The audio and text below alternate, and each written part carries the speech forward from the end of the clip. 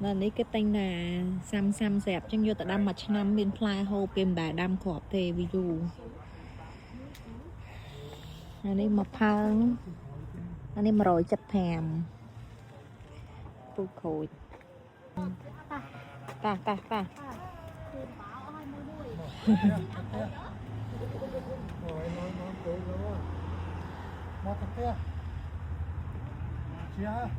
khôi đi nghe nhỉ